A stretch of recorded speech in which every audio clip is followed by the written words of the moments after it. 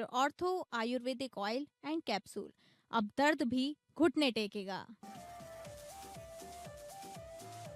Israel का Iran पर भीषण हमला, पावर ग्रिड को नुकसान। वहीं ईरान का इजराइल के केमिकल प्लांट पर हमला। कुवैत पर भी बिजली और पानी के प्लांट पर हमला, एक भारतीय की मौत।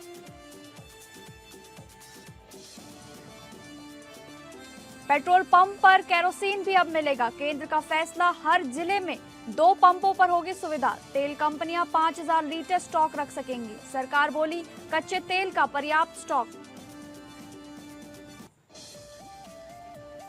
School level fees regulation committee मामले में आज दिल्ली हाई कोर्ट में होगी सुनवाई। डेडलाइन तय करने वाले नोटिफिकेशन को दी गई है चुनौती।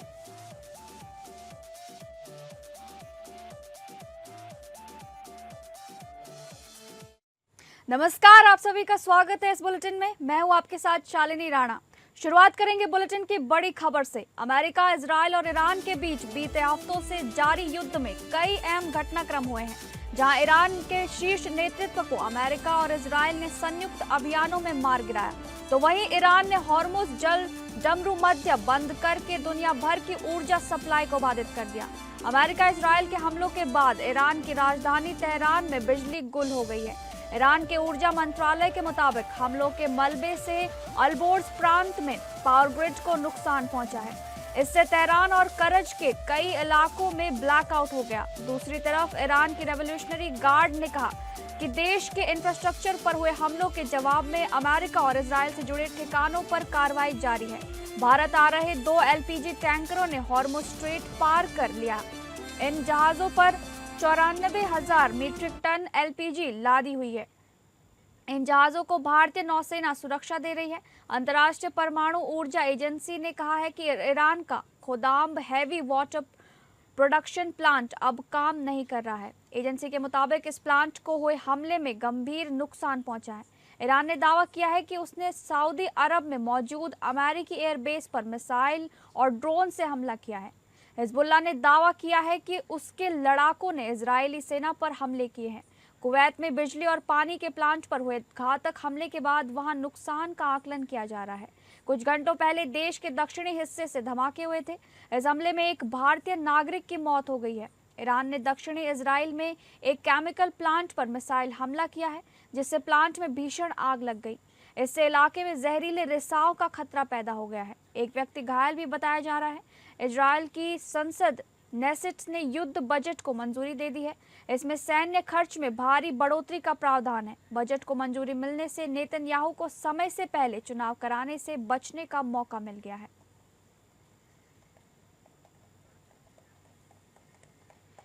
इसी खबर पर ज्यादा जानकारी के साथ हमारे इनपुट हेड मनीष राज सिंह जी हमारे साथ जुड़ गए हैं। सर, आपसे जानना चाहेंगे, अभी भी इजराइल और ईरान का युद्ध जारी है, क्या कुछ खबरें हैं, साझा कीजिए। देखिए, एक ट्रम्प का एक पोस्ट आया है जो काफी कुछ कहता है। उन्होंने कहा इस अपने पोस्ट में कि ईरान के लिए आज का दिन बहुत बड़ा है। हमारी सेना ने ईरान के कई ऐसे टारगेट्स नष्ट किया है जिनकी लंबे समय से तलाश थी। और यही नहीं, उन्होंने अपने पोस्ट में यह भी कहा है कि अब कुछ पत्रकारों से बात करते हुए भी यह बात कही कि वहां मतलब ईरान में सत्ता परिवर्तन हो चुका है। अब हम ऐसे लोगों से निपट रहे हैं जिनसे पहले किसी ने नहीं निपटा था। यह लोगों का एक बिल्कुल ही अलग ग्रुप है और मैं चूंकि ऐसे लोगों को खत्म कर चुका हूं जो वहां पे सत्ता में थे, इसलिए मैं इसे सत्ता परिवर्तन ही मानूंगा। और उन्होंने कहा कि मुझे ईरान के साथ किसी समझौते की उम्मीद नजर आ रही है और हो सकता है कि यह जल्द ही हो जाए। हालांकि ईरान ने कहा है कि यह जंग का 5वां हफ्ता को अब यह समझ में आ जाना चाहिए था कि ईरान किस औलाद को बना हुआ है और ईरान कभी भी अपनी स्वायत्तता को लेकर के घुटने नहीं टेकेगा और अमेरिकी ठिकानों पर बमबारी करके वह कड़ा जवाब दे रहा है और आगे भी देगा। जैसे कि खबर पहले भी आ चुकी है कि तेहरान ने स्ट्रेट ऑफ हॉर्मुज को रोका था और इसकी वजह से दुनिया भर में जो तेल और गैस की कुल आपूर्ति इसके जरिए होती थी वह रुक गई थी। लेकिन ईरान ने कुछ अपने दोस्तों के लिए ये रास्ता खोला था। अब अमेरिका की सबसे बड़ी समस्या यह है कि वह उस पुराने रास्ते को बहाल करे। क्योंकि इस नाकेबंदी की वजह से ग्लोबल लेवल पर क्रूड ऑयल की कीमतों में भारी उछाल आया है। अब जैसा कि दावा कर तो रहा है अमेरिका कि जल्दी ही युद्ध समाप्त करने की कोशिशें करेंगी, जैसे कि जेडी वेंस ने भी इस बारे में कहा है, लेकिन फिलहाल ये कोशिशें उनकी सफल होते नहीं दिख रही हैं। जी बहुत बहुत धन्यवाद मनीष जी तमाम जानकारी साझा करने के लिए। अगली बड़ी खबर, पश्चिम एशिया में चल रहा संघर्ष जारी है अभी भी, और इस युद्ध के बीच ट्रंप के बदलते बयानों ने दुनिया को उलझा दिया है। इजराइल और अमेरिका पर हमला लगातार जारी है, जबकि इसके बदले में ईरान खाड़ी देशों और इजराइल पर हमला कर रहा है। ईरान ने दावा किया है कि उसने सऊदी अरब में मौजूद अमेरिकी एयरबेस पर मिसाइल और ड्रोन से हमला किया है। रिपोर्टों के मुताबिक इस हमले में अमेरिका के एडवांस सैन्य उपकरणों को नुकसान पहुंचा है। इसमें बोइंग सेंट्री विमान भी शामिल है। ट्रंप ने कहा है कि अगर ईरान हॉर्मुज से गुजरने वाले जहाजों से टोल वसूलने की कोशिश करता है तो अमेरिका उसे बहुत जल्दी रोक सकता है। पत्रकारों के सवाल पर ट्रंप ने कहा कि उन्हें पहले ये जांच करनी होगी कि ये खबर सही है या नहीं, लेकिन अगर ऐसा हुआ तो अमेरिका तुरंत कार्रवाई करेगा। ट्रंप ने कहा है कि वे ईरान के खार्ग द्वीप पर कब्जा करने के विकल्प पर भी विचार कर रहे हैं। उन्होंने कहा कि इस मुद्दे पर अमेरिका के पास कई विकल्प मौजूद हैं। ट्रंप ने आगे कहा, हो सकता है हम खार्ग द्वीप ले लें, हो सकता है न लें, हमारे पास बहुत सारे विकल्प हैं। उन्होंने ये भी कहा है कि अगर अमेरिका वहां कब्जा करता है तो उसे कुछ समय तक वहां मौजूद रहना पड़ेगा। I would only say that we're doing extremely well in that negotiation. But you never know with Iran because we negotiate with them and then we always have to blow them up. Whether it's the B-2 bombers or just terminating, as an example, the Iran nuclear deal done by Barack Hussein Obama, probably the worst deal we've ever done as a country, one of the dumbest deals we've ever done. When they terminated, unfortunately, otherwise right now they'd have a nuclear weapon. Then we did the attack with the B-2 bombers and we stopped them from having nuclear. And now we had to blow them up again. And we will probably, I think we'll make a deal with them. Pretty sure. Whether it's possible, we won't. But we've had regime change, if you look already, because the one regime was decimated, destroyed, they're all dead. The next regime is mostly dead. And the third regime, we're dealing with different people than anybody's dealt with before. अगली बड़ी खबर, केंद्र सरकार ने फैसला लिया है कि अब राशन की दुकानों के साथ साथ पेट्रोल पंप पर भी केरोसिन मिल सकेगा। अब सरकारी तेल कंपनियां तय किए गए पेट्रोल पंपों से भी केरोसिन रख और बांट सकेंगी। हर जिले में राज्य सरकार या केंद्र शासित प्रदेश प्रशासन अधिकतम 2 पेट्रोल पंप चुनेंगे जहां ये सुविधा दी जाएगी। इन पेट्रोल पंपों पर अधिकतम 5000 लीटर तक केरोसिन रखा जा सकेगा। सरकार ने सप्लाई आसान बनाने के लिए 60 दिनों के लिए सार्वजनिक वितरण के नियमों में ढील दी है ताकि जरूरतमंद परिवारों तक तेल समय पर पहुंच सके। सरकार ने फैसला अमेरिका इजराइल के ईरान संघर्ष के कारण लिया है। मिडिल ईस्ट में जारी जंग के कारण भारत में गैस, पेट्रोल, डीजल की कमी है। केंद्र सरकार लगातार मौजूदा हालात पर चिंता जता रही है। सरकार के अनुसार सभी रिफाइनरियां उच्च क्षमता पर काम कर रही हैं और कच्चे तेल का पर्याप्त स्टॉक मौजूद है। देश भर के सभी पेट्रोल पंपों पर पेट्रोल, डीजल की उपलब्धता सामान्य बनी हुई है। घरेलू खपत को देखते हुए रिफाइनरियों में एलपीजी उत्पादन भी बढ़ाया गया है। कुछ राज्यों में अफवाहों के कारण पेट्रोल पंपों पर भीड़ और ज्यादा बिक्री देखने को मिली। सरकार ने स्पष्ट किया कि किसी भी तरह की कमी नहीं है और लोगों से अपील की गई है कि घबरा कर खरीदी ना करें। सरकार ने राज्यों को अतिरिक्त 4 करोड़ 80 लाख लीटर केरोसिन आवंटित किया है। एलपीजी की मांग कम करने के लिए केरोसिन और कोयले जैसे विकल्प ईंधनों के उपयोग को भी बढ़ावा दिया जा रहा है। सरकार ने सिटी गैस कंपनियों को होटल, रेस्टोरेंट और कमर्शियल संस्थानों में पीएनजी कनेक्शन बढ़ाने के निर्देश दिए हैं। औद्योगिक और कमर्शियल गैस उपभोक्ताओं को फिलहाल औसत खपत की 80% गैस दी जा रही है।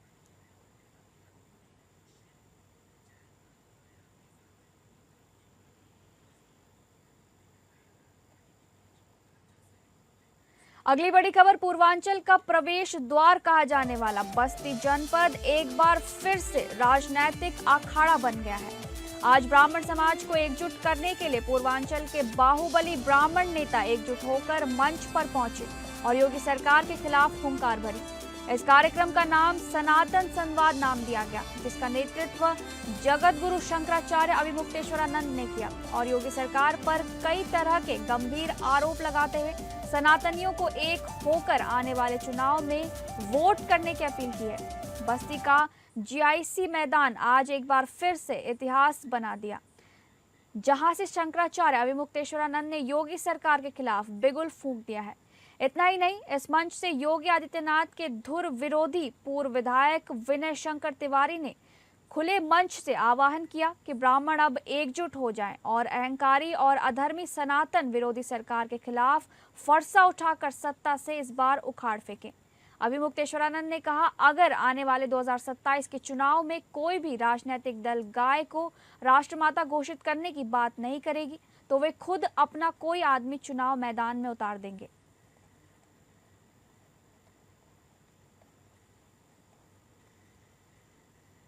हमारी और ऐसा है कि हमने कोई आरोप किसी पे नहीं लगाया। हमारी और उनकी बातचीत हुई थी, जो उन्होंने कहा था हमने उसको उद्धृत किया है। ठीक है, हमने कोई आरोप नहीं लगाया, हमने उद्धृत किया कि उन्होंने बातचीत में हमसे ये बताया। अब उसके बाद उन्होंने हमने वक्तव्य सुन लिया, वो कह रहे हैं कि ये झूठ है। तो इसका मतलब ये है कि वो व्यक्ति ऐसे हैं कि अकेले में कुछ कहते हैं और सार्वजनिक रूप से जो अकेले में बात कही गई उसको स्वीकार करने में हिचक महसूस कर रहे हैं। तो जब वो स्वयं सार्वजनिक रूप से जिस बात को कहने में हिचक महसूस कर रहे हैं, अब उस पर क्या आगे बात की जाए।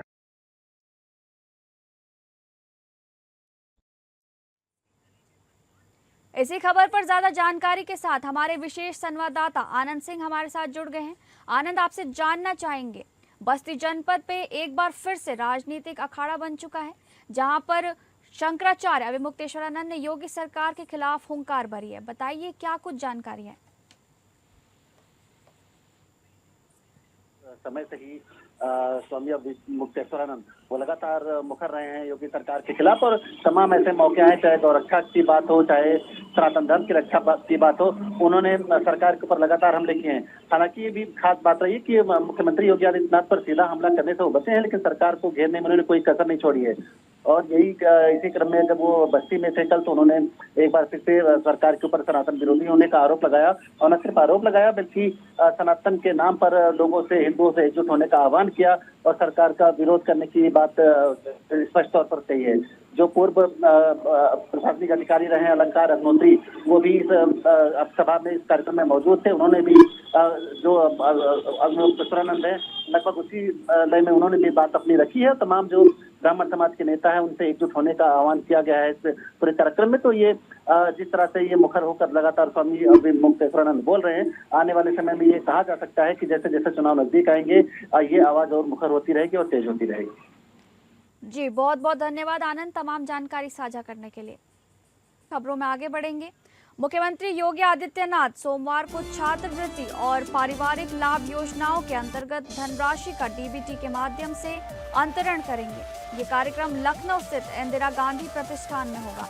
प्रदेश के पिछड़ा वर्ग कल्याण एवं दिव्यांगजन सशक्तिकरण राज्य मंत्री स्वतंत्र प्रभार नरेंद्र कश्यप ने बताया कि इस अवसर पर कक्षा 9 से 10 एवं दशमोत्तर के कुल 27,99,982 छात्र छात्राओं के बैंक खातों में लगभग 3,350 करोड़ रुपए की छात्रवृत्ति एवं शुल्क प्रतिपूर्ति की धनराशि मुख्यमंत्री के हाथों जारी की जाएगी। मंत्री नरेंद्र कश्यप ने कहा कि योगी सरकार वंचितों को वरीयता, कमजोर को प्राथमिकता के संकल्प के साथ कार्य करते हुए शिक्षा और सामाजिक सुरक्षा के क्षेत्र में ऐतिहासिक पहल कर रहे हैं। छात्रवृत्ति योजनाओं को और अधिक प्रभावी बनाने के लिए पूरी प्रणाली का ऑटोमेशन किया जा रहा है तथा आवेदन प्रक्रिया को सरल बनाने के लिए मोबाइल ऐप भी विकसित किया जा रहा है।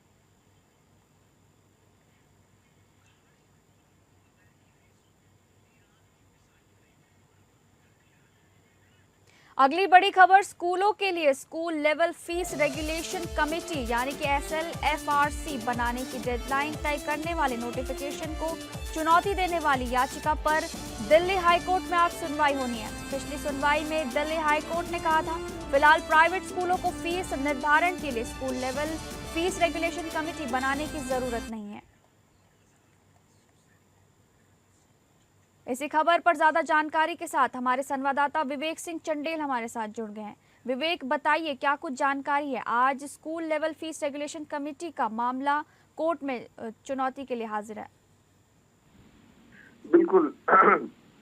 पिछली सुनवाई में दिल्ली हाई कोर्ट ने एक जो नोटिफिकेशन था, उस नोटिफिकेशन में स्पेसिफिकली कहा गया था कि 10 दिनों के भीतर जो SLF-RC का गठन है वो कर लिया जाएगा, जिसको निजी स्कूलों ने चुनौती दी थी, ये कहते हुए कि मामला हाई कोर्ट में पेंडिंग है। ठीक है, ऐसे में हाई कोर्ट ने भी इस मामले पे एक अंतरिम राहत देते हुए निजी स्कूलों को ये कहा कि जो 25-26 में आपने लोगों से फीस वसूली थी वही 26-27 में भी वसूल सकेंगे।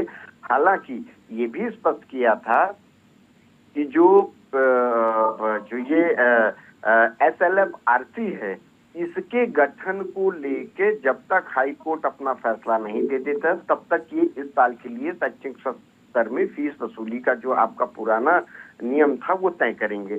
अब जो निजी स्कूल हैं वो दिल्ली हाई कोर्ट इस वजह से आए थे क्योंकि 1 फरवरी को जब ये नोटिफिकेशन दिल्ली सरकार की तरफ से जारी किया गया था तो उसमें कहा गया था कि कमेटी बनाने के लिए 10 दिन का समय है, उसी के अंदर इस कमेटी को आपको बना लेना है। इसको इन्होंने चुनौती दी थी।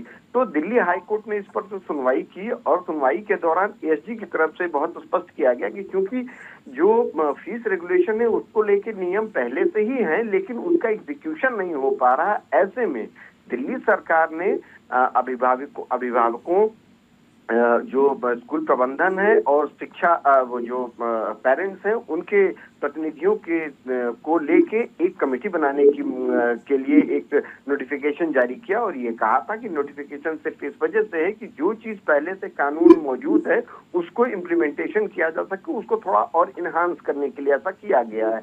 ऐसे में कुछ भी सरकार ने ऐसा गलत नहीं किया है जिसको लेके जो ये चुनौती दी जा रही है ये जो निजी स्कूलों के द्वारा।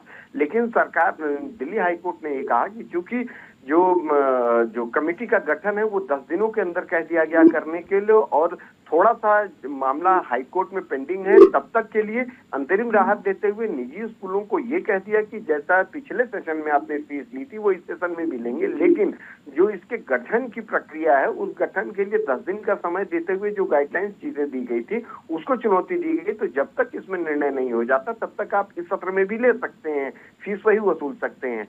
अब अभिभावकों की तरफ से बार बार ये कहा जा रहा है कि चूंकि नोटिफिकेशन जारी हो चुका है, नोटिफिकेशन जारी हो जाने के बाद कमेटी को गठित किया जाना था, लेकिन जो निजी स्कूल है उन्होंने इसको हाईकोर्ट में चुनौती दे दी है, तो भले ही ये रुक गया हो लेकिन उनकी तरफ से ये कहा जा रहा है कि एक स्वागत करने योग्य कदम है, क्योंकि जब भी इस मामले में जो SLR-RC है इसको बनाने में अगर स्कूल का प्रबंधन, अभिभावक और अभिभावकों के प्रतिनिधि और जो टीचर शामिल होंगे तो ये जो कमेटी है वो उसका जो कोई भी किसी भी पेरेंट्स का या स्कूल प्रबंधन का कोई भी अगर ग्रीवांस होगा तो वो उस कमेटी के सामने रख सकता है और उसका निवारण किया जाएगा। इसी वजह से इस कमेटी को गठित किया गया है।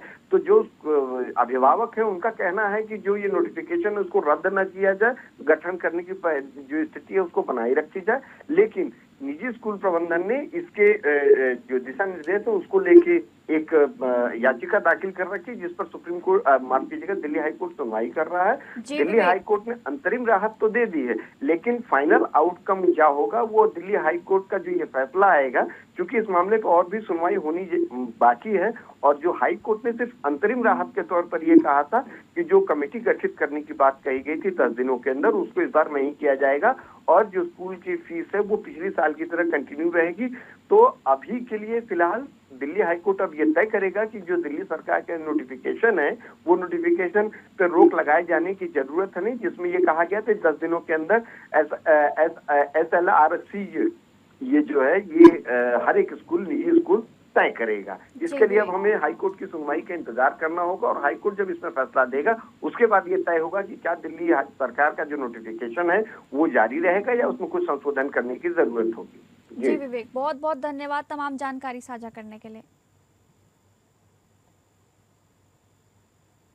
अगली बड़ी खबर, महाराष्ट्र के नासिक में चर्चित फर्जी बाबा अशोक खरात मामले ने अब बड़ा रूप ले लिया है। बाबा की चल और अचल संपत्तियों की जांच अब प्रवर्तन निदेशालय और कस्टम विभाग द्वारा की जाएगी, जिससे मामले में नई दिशा मिलने की उम्मीद है। जांच एजेंसियों को शक है कि अशोक खरात ने महाराष्ट्र के साथ साथ विदेशों में भी बड़ी मात्रा में संपत्ति बनाई है। इसके अलावा उसके हवाला कारोबार से जुड़े होने की अभी आशंका जताई जा रही है। एजेंसियों के मुताबिक अब उसके वित्तीय लेन देन, बैंक खातों और संभावित अंतर्राष्ट्रीय कनेक्शन की गहराई से जांच होगी। फर्जी बाबा पर अब तक 10 से अधिक आपराधिक मामले दर्ज हो चुके हैं, जिनमें धोखाधड़ी समेत कई गंभीर आरोप शामिल हैं। फिलहाल इस पूरे मामले की जांच महाराष्ट्र एसआईटी की टीम कर रही है, जो विभिन्न पहलुओं से जांच को आगे बढ़ा रही है। आरोपी अशोक खरात को अदालत ने 1 अप्रैल तक पुलिस कस्टडी में भेज दिया है। पुलिस इस दौरान उससे गहन पूछताछ कर रही है और मामले से जुड़े अन्य लोगों को भी समन भेजकर पूछताछ के लिए बुलाया जा सकता है। जांच एजेंसियों की सक्रियता को देखते हुए आने वाले दिनों में इस मामले में और बड़े खुलासे होने की संभावना जताई जा रही है।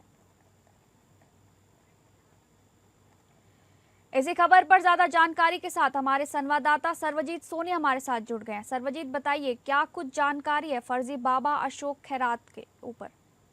जी, फर्जी बाबा अशोक खरात पर अब तक पुलिस ने 10 से भी अधिक मामले दर्ज कर चुके हैं। हालांकि कल उनको वापस कोर्ट में पेशी की गई थी। 1 अप्रैल तक उनको कस्टडी दी गई है। हालांकि उनके पास जो संपत्तियां हैं हवाले से जुड़ा हुआ मामला बताया जा रहा है, जिसमें अब ईडी भी जांच कर सकती है। कई ऐसे फर्जी डॉक्यूमेंट्स हैं उनके पास और फर्जी जो प्रॉपर्टीज हैं, जिसमें कई करोड़ों रुपए के टर्नओवर्स हुए हैं, हवाला कारोबार से जुड़े हुए मामले हैं, ऐसे बताया जा रहे हैं। तो इस मामले को लेकर कहीं ना कहीं अब अशोक खरात की मुश्किलें बढ़ती नजर आ रही हैं। हालांकि एसआईटी की जांच के बाद अब ईडी भी इस पूरे मामले की जांच करेगी। इनकम टैक्स ऑलरेडी इस मामले पूरी जांच कर रही है। कई ऐसे महाराष्ट्र में कई जिलों में उनकी जो है अवैध संपत्तियां पाई गई हैं, जब्त पाए गए हैं, जो उनके नाम पे है, उनके परिवार के नाम पे है। तो किस तरह से इसको फंडिंग की गई थी, पैसे का लेन देन कैसे किया जा रहा था, हवाला टेंडर्स किया जा रहा था, विदेशों में भी इन्वेस्टमेंट बताया जा रहा है। इसको लेकर पूरी तरह से मामले की जांच की जा रही है।